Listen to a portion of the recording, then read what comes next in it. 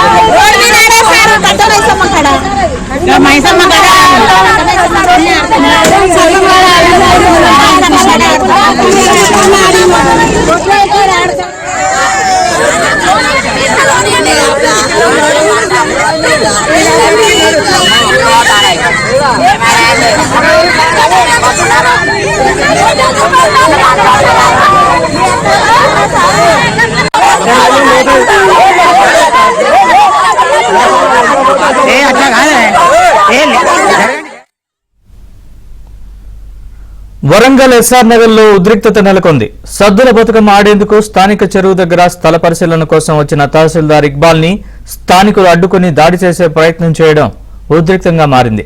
అయితే చెరువు సమీపంలోని ఇళ్లను సర్వే కోసం తహసీల్దార్ వచ్చారని, త్వరలోనే ఇళ్లు కూలుస్తారని బీఆర్ఎస్ నాయకులు ప్రచారం చేయడంతో అక్కడికి జనం భారీగా చేరుకున్నారు.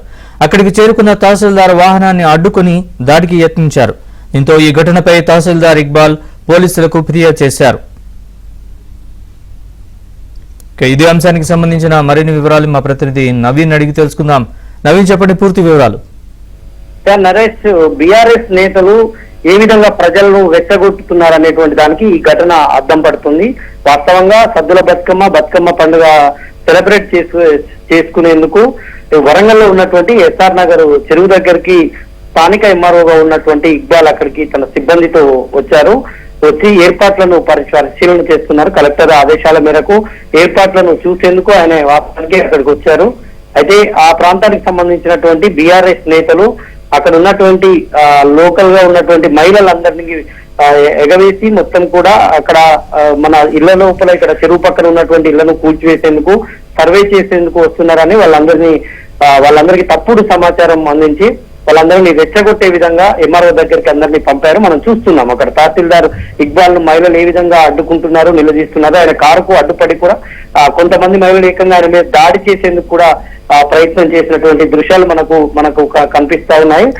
ఈ విధంగా బీఆర్ఎస్ నేతలు ప్రజలను రెచ్చగొట్టడం ఎంతవరకు కరెక్ట్ అని అధికారులు కూడా మండిపడుతున్నటువంటి పరిస్థితి. ఈ ఘటన మీద స్థానికంగా ఉన్నటువంటి తహసీల్దార్ ఇక్బాల్ పోలీసులకు కూడా తన సిబ్బందితో ఫిర్యాదు చేయించారు.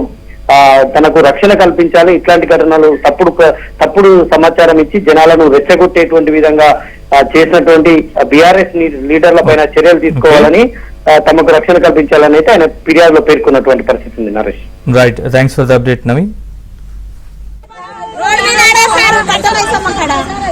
మైసమ్మ